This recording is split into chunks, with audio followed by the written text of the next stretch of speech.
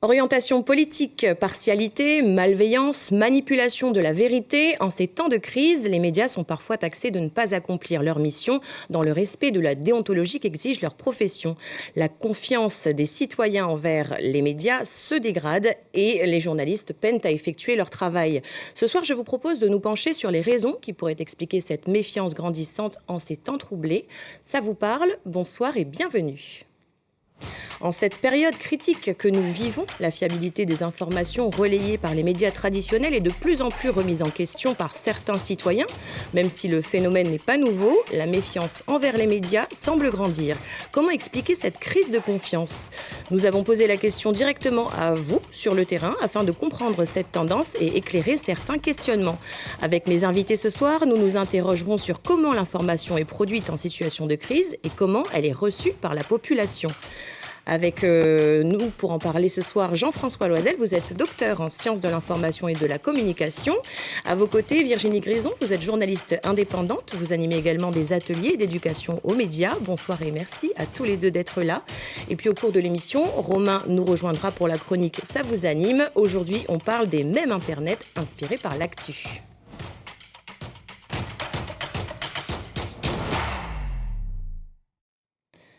Alors on l'entend, on le voit, notamment sur les réseaux, les médias sont de plus en plus décriés. Nous vous avons tendu le micro dans le nord et dans le sud du pays pour comprendre ce que l'on reproche aux médias locaux.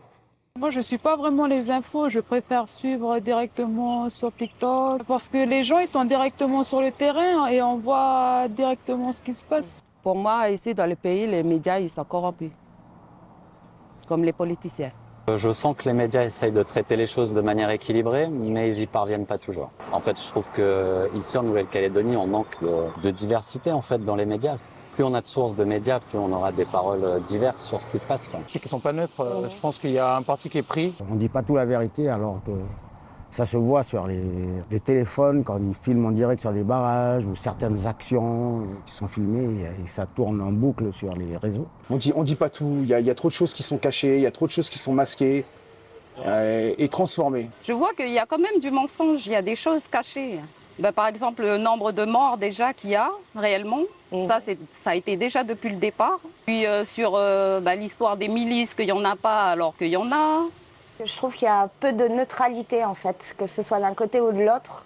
On sent bien qu'il y a un côté qui est vraiment plus à droite et un côté qui est plus à gauche malheureusement, ça reste dans la politique. Tous les événements qu'il y a eu, ils sont un peu à côté. Ils ne disent pas la vérité. Comme on dit, il y a la magouille partout. Alors Jean-François Loisel, on le voit, ce qui ressort, c'est beaucoup de « on nous ment », les médias ne nous disent pas la vérité, ils la cachent, ils ne disent pas tout. Pourquoi cette méfiance selon vous ? Alors cette méfiance, elle est d'autant plus importante, accrue, oui. Durant les moments de crise. Il y a des enquêtes qui ont été menées justement en France pendant la période du Covid-19. Oui. Et ils ont noté justement une méfiance qui a émergé, qui a augmenté, notamment pendant ces périodes de crise sanitaire.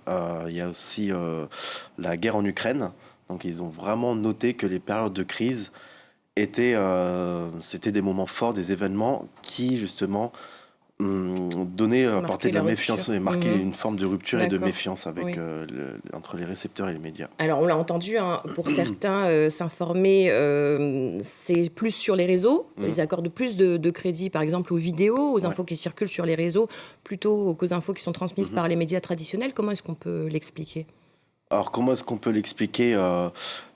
Déjà, ma consoeur Akila Nedjarguer en sciences information communication a sorti un article intéressant expliquant le fait qu'il y avait déjà un croisement entre différents médias, parce qu'il y a les médias à la fois qui sont locaux, il y a les médias nationaux en France qui traitent de l'information et de la crise, et il y a, s'ajoute à ça, les réseaux sociaux qui nous installe un peu dans une infodémie, quoi. C'est-à-dire quand on a beaucoup d'informations, beaucoup de médias, déjà on se perd un peu dans ce... On est submergé par on est submergé par ces informations et par qu'elles soient vraies ou fausses d'ailleurs. Voilà, c'est ça. Donc, pourquoi est-ce qu'on va apporter un peu plus de crédit aux réseaux sociaux ? Déjà, en fait, le fait que ça soit personnalisé. C'est-à-dire qu'un réseau social, on est un individu plongé dans un réseau avec divers médias qui nous arrivent, que ce soit des médias formés par des personnes, donc il va y avoir des pages qui sont orientées, où on va suivre aussi des médias. Voilà, le Calédonia a aussi une page Facebook. Donc, on va accorder du crédit parce que ça va éventuellement répondre à des besoins peut-être subjectifs, individuels. Et en fait, ça va peut-être aussi répondre à des références symboliques qu'on peut avoir personnellement, et aussi éventuellement à une expérience empirique. Quand il parlait des barrages, etc., ils y sont. Il y a des personnes aussi qui sont directement sur le terrain, et peut-être qu'ils favorisent aussi ces données-là directement in situ, quoi. Virginie Grison, pourquoi est-ce qu'on croit plus les réseaux que les médias traditionnels? De ce que j'ai vu, il y a une notion de proximité. On fait plus confiance quand c'est la sœur, le cousin, le père, le grand-père qui diffuse une information, même si elle est fausse. Et avec, on fait plus confiance à la personne qu'on connaît qui diffuse des infos, et on ne la vérifie pas, d'autant plus quand on connaît la personne qui la diffuse. Donc, et c'est une chaîne sans fin, en fait. C'est vraiment une chaîne sans fin. Donc, on le disait, aujourd'hui, avec les réseaux sociaux, l'information est diffusée plus rapidement sur un public de plus en plus large. C'est aussi ce qui fait que la population est dans l'attente. En fait, elle attend qu'une info soit justement infirmée ou confirmée par les médias traditionnels. Ce qu'on peut observer, c'est qu'il y a une guerre un peu de légitimité de l'information. Et voilà, pour reprendre un peu l'idée d'un auteur qui s'appelle Bernard, j'ai oublié son nom de famille, Dagenet, pardon. Il explique bien, il a analysé les médias en temps de crise, et il explique par exemple que les médias, en temps normal, donc sans événement de crise, ils font partie du tissu social. C'est-à-dire que quand on va couvrir une information un peu globale, entre guillemets un peu légère, il fait partie du tissu social. À partir du moment où il y a une crise, le média est un peu sorti de ce tissu social-là et est soumis à la critique. Parce que un média, c'est le miroir d'une réalité que nous ne pouvons pas avoir. Par exemple, de chez nous, quand il y a un cyclone au Vanuatu, quand il y a justement des événements au niveau dans le nord ou sur les barrages, etc., dans des quartiers, c'est des formes de réalité qui nous échappent aussi parce qu'on n'y est pas, on n'a pas cette expérience in situ. Donc, ce miroir de la réalité, en fonction aussi du contexte de crise, ça c'est très important aussi, va justement faire appel à nos références symboliques personnelles, à nos opinions, et à partir de là aussi, on va donner un avis. Voilà, parler des récepteurs, en sciences information communication, on considère que les récepteurs ne sont pas, comme le pensait d'antan, des personnes passives face à l'information. Ils sont extrêmement actifs. Alors, je vous propose à présent de retrouver Romain pour sa chronique Ça vous anime. On va rester sur les réseaux sociaux où l'actu inspire aussi certains qui ne manquent pas d'humour.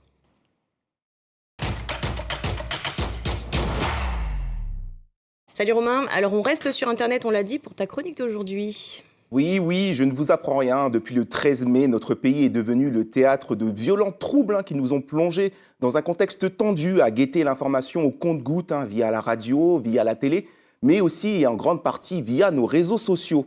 Car à défaut d'avoir notre propre BFM local, et en vrai, Dieu merci, ce sont là les seuls outils qui nous permettent d'être informés en continu, en temps réel, rapidement et massivement.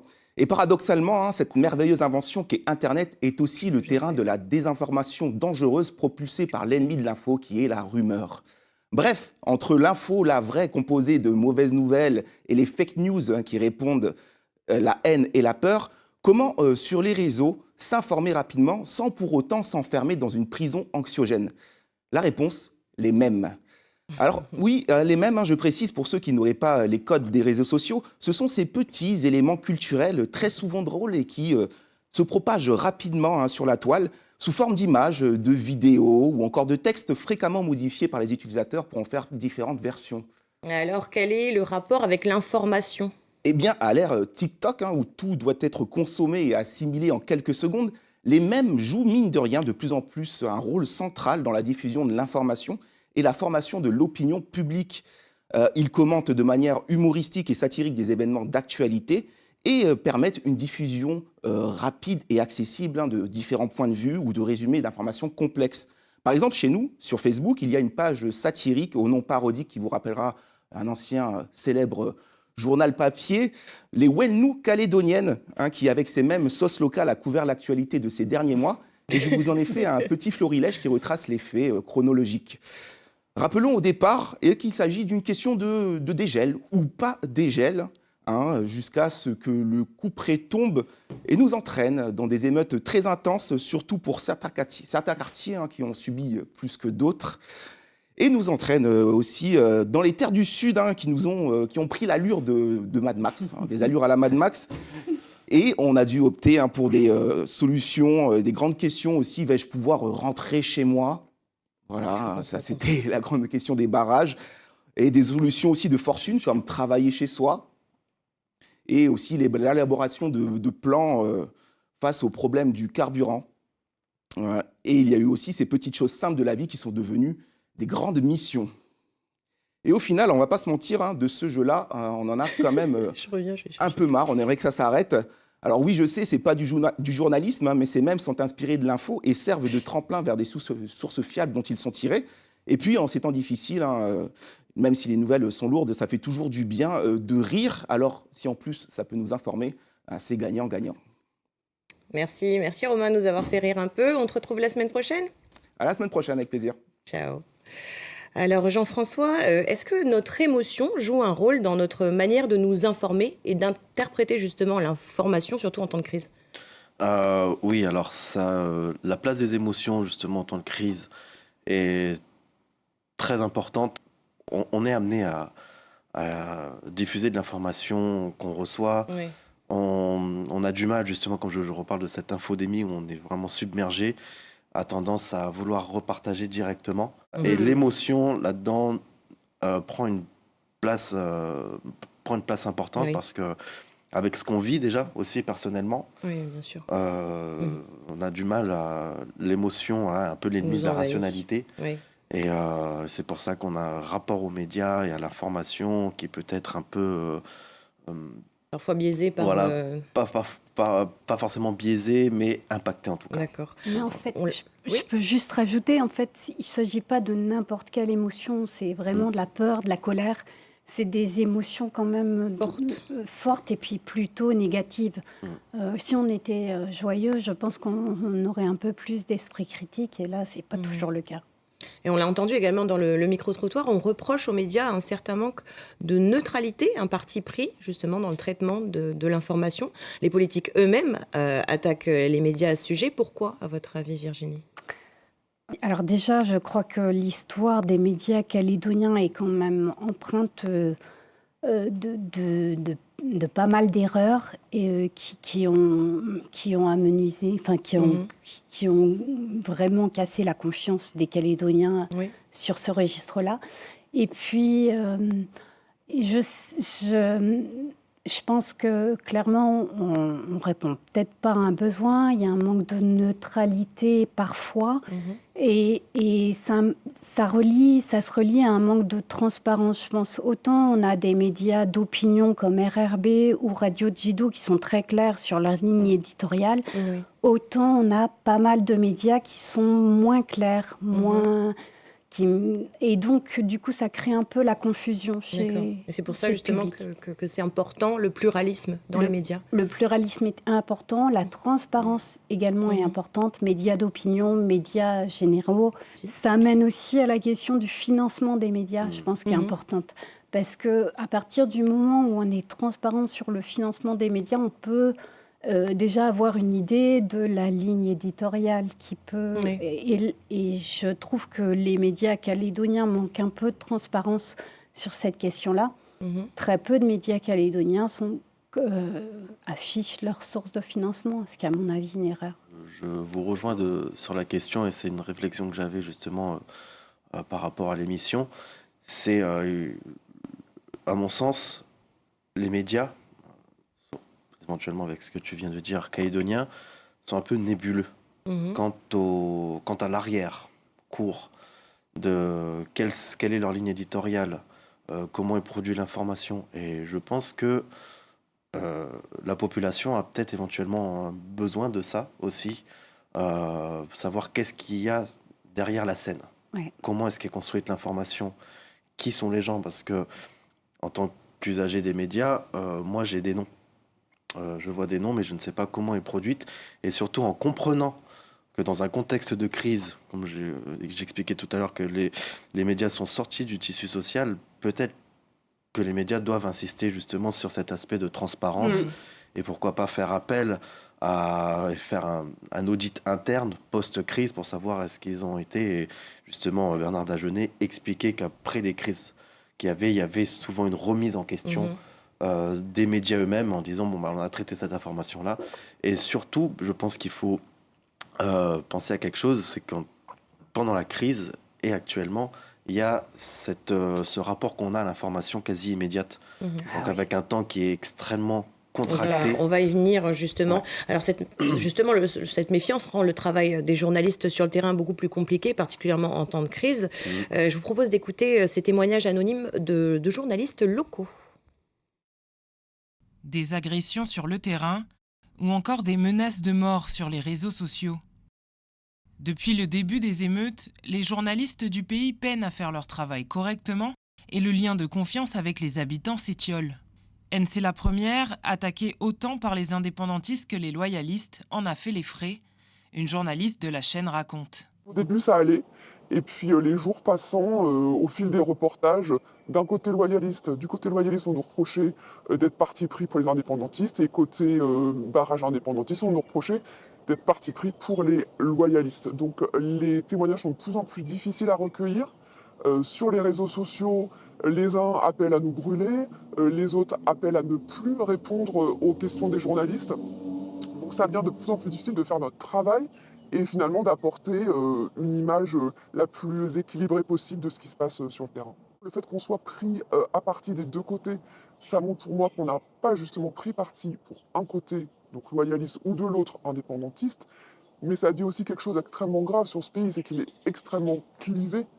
Et donc, les uns et les autres nous demandent de prendre parti pour eux, ce qui n'est pas possible. Nous sommes journalistes, nous devons faire notre métier de la manière la plus honnête possible. Pour ça, il faut que les gens continuent de témoigner. Si les gens arrêtent de témoigner aux médias de ce qu'ils vivent, c'est la fin, en fait, de notre travail et de l'information. Les réseaux sociaux, aussi précieux que pernicieux pour les journalistes, participent à alimenter la méfiance envers les médias en cette période de crise. On avait effectivement déjà vu pendant le Covid que les réseaux sociaux jouent un rôle d'information et de désinformation majeur, parce qu'effectivement on trouve beaucoup d'informations justes sur les réseaux sociaux et on trouve énormément de désinformation aussi.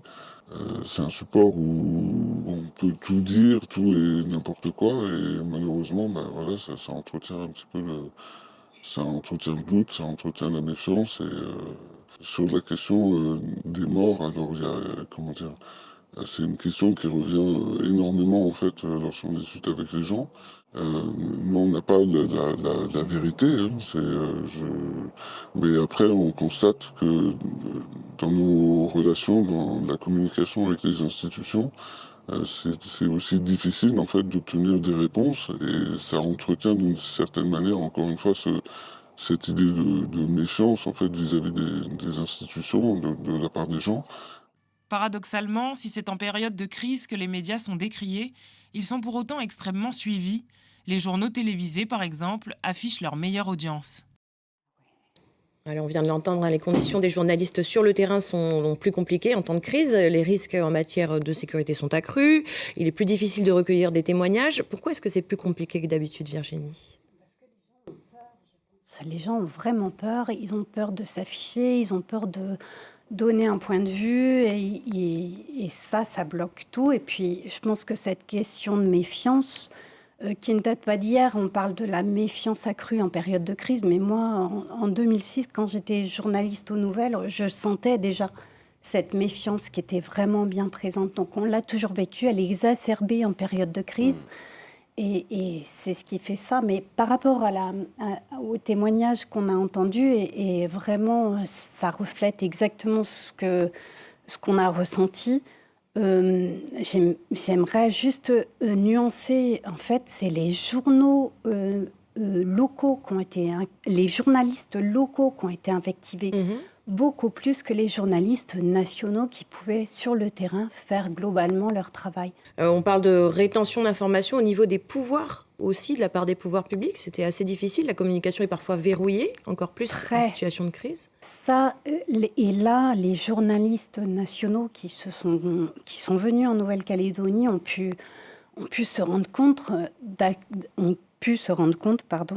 à quel point c'était verrouillé, à quel point il y avait une rétention d'informations, il y avait même des fausses informations, même du Auxerre, la conférence de presse du jeudi 16 mai, où il annonce que la mairie de Yengen a brûlé, l'information était démentie le soir même par le journaliste au JT.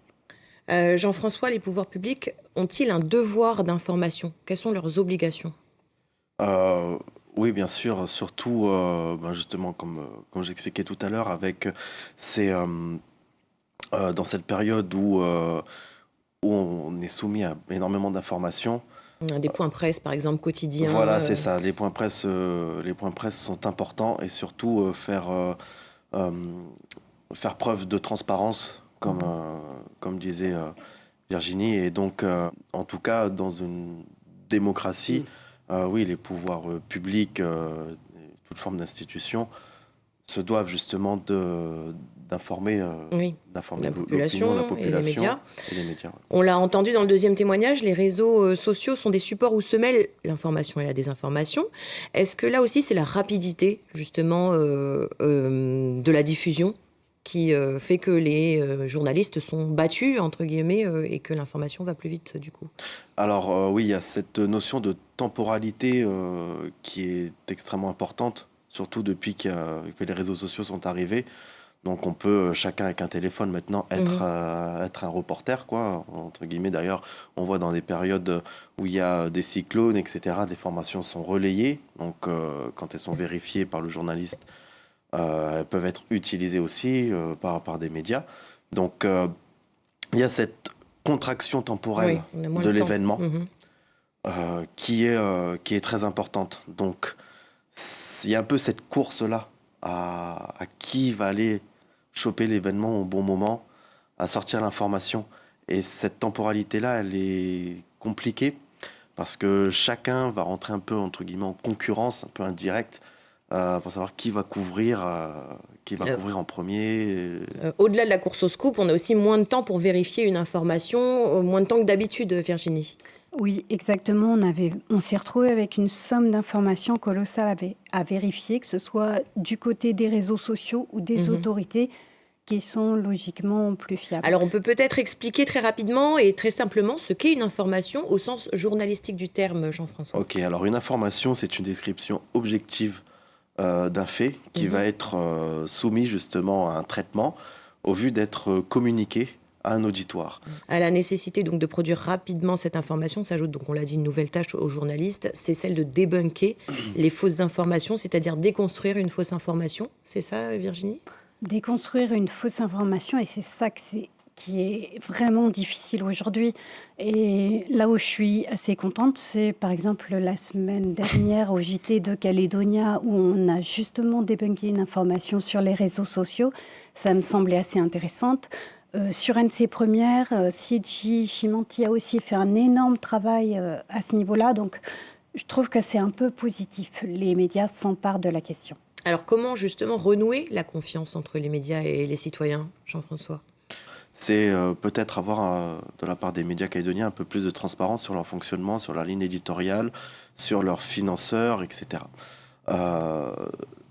De plus, il faut les informer sur la façon dont on fonctionne en tant que récepteur de l'information, d'expliquer un peu comment fonctionnent les médias, où est-ce qu'ils se positionnent par rapport justement à cette multiplicité de médias, comme j'expliquais tout à l'heure, d'être enchevêtrés à travers tous les médias qu'on a, que ce soit traditionnels ou réseaux sociaux, réussir à rationaliser ça, prendre du recul et rationaliser aussi éventuellement ses émotions quand on a une information, de tout de suite la rediffuser. Je vais être honnête, ça m'est éventuellement arrivé au début, etc. Et puis je me suis dit, prendre du recul, souffler un coup, et éventuellement couper un peu de temps en temps, prendre une espèce de bulle temporelle, mais surtout avoir de la transparence d'un côté, du côté des médias et du côté des récepteurs, comprendre, peut-être former, et qui s'informent aussi sur comment, dans quoi est-ce qu'ils sont inscrits, dans quel logiciel médiatique ils sont inscrits. D'accord. Virginie, ça passe aussi par l'éducation aux médias? C'est exactement ça. En fait, c'est ce que tu dis, c'est en pratique, ça s'appelle de l'éducation aux médias. Et c'est vraiment quelque chose que j'essaye de développer depuis 2 ans. Intervenir auprès du public jeune, mais pas que, parce que les anciens qui n'ont pas grandi avec les réseaux sociaux sont aussi des diffuseurs de fake news, importants. Donc, expliquer aux personnes comment fonctionnent les médias, mais aussi développer l'esprit critique, c'est-à-dire apprendre systématiquement à remettre en cause une information, qu'elle vienne même de son père, de sa mère, de n'importe quelle source. Très bien, merci. Ce sera le mot de la fin. Merci à tous les deux, en tout cas, d'avoir été avec nous pour nous éclairer sur ce sujet qui, je l'espère, vous a parlé, chers téléspectateurs. Merci à vous de nous avoir suivis. Comme d'habitude, l'émission ainsi que toutes vos émissions préférées de Calédonia sont à revoir sur notre site internet. Quant à moi, je vous souhaite une excellente soirée sur Calédonia.